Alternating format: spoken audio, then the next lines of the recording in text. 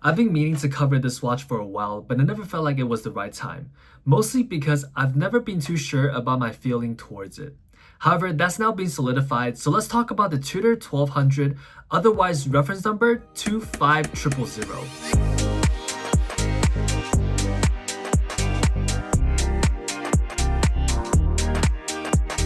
Now, above all else, this is a beast of a watch.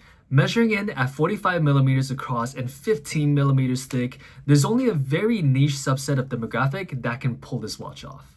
It's also slightly aesthetically challenged, which has been one of the main reasons that I haven't been able to decide if I'll eventually add it to my collection or not. Seeing that I've been pretty happy rocking the Oyster Perpetual 36, I don't think 45mm is a size that I can ever pull off, but that cannot discredit it from being one of Tudor's best tool watches that it's ever made. The Tudor 1200 was released back in 2010 and only enjoyed a short production run of 2 years before being discontinued back in 2012. This is also at the very tail end of Tudor's experimental line of the Knot family of watches, which also saw Tudor clean house with all of its Hydronaut 2s, including the 20060 and the 20360. A quick crash course. The Knot line was first introduced in 1998 by the original Hydronaut, then referred to only by the name Prince Date, until it earned the name Hydronaut in 1999. Since then, a total of 10 watches with DNA stemming from the Hydronaut were made, few of which include the Hydronaut 2, the Hydro 1200, Chronotic, Aeronaut, and the Iconaut. The Knot family of watches marked a very significant era in Tudor's design, where functionality and bang per buck was at the forefront over heritage and aesthetics. While many of the Knot watches are an acquired taste visually, they shared a strong and consistent design language in hindsight. I'd compare it to a biography of a scientist gone mad. Full of potential in its youth and spiraling gradually out of control over its years, but still able to be recognized as the same person at the end. The Tudor 1200 is the most water-resistant watch Tudor has ever made. Its name represents a water resistance rating of 1200 meters. The watch zeroes in on this prowess, featuring a helium escape valve at the 9 o'clock position and also a 3mm thick sapphire crystal. It's also got a unidirectional bezel with clear dot separation up to the 20-minute mark for reliable diving. The dial is also designed solely for legibility underwater, with massive hands, lume plops, and markers. The minute hand is painted entirely in red to differentiate it from the hours and seconds.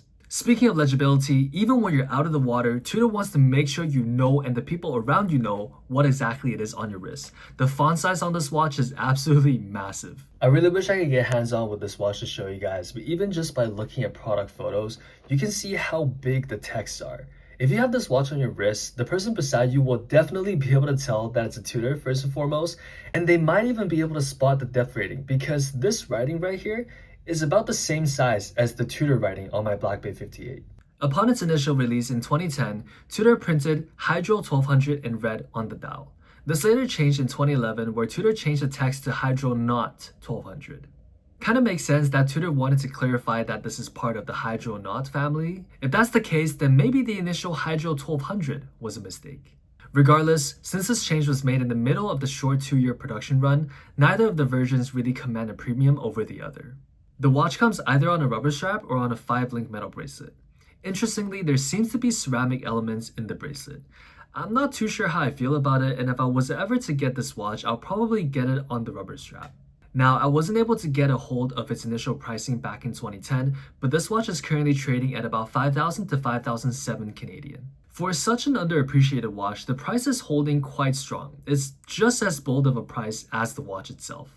With rumors of Tudor potentially reviving the Prince Chrono range, I wonder if they'll ever revisit the Hydronaut family.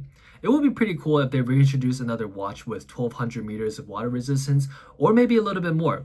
I think it just legitimizes the brand a little bit more in that dive tool watch category if they have a water resistance watch of 1200 meters in its current lineup.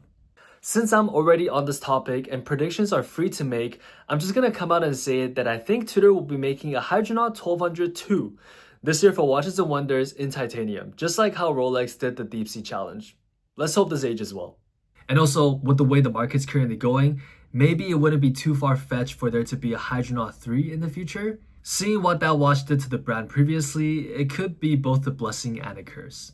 Let me know what you think about this watch. If there's another watch you would like to see me cover as well, let me know in the comments below. If you enjoyed this video, make sure to give it a thumbs up and hit that notification bell to be let know when I upload a new video. I'll see you in the next one.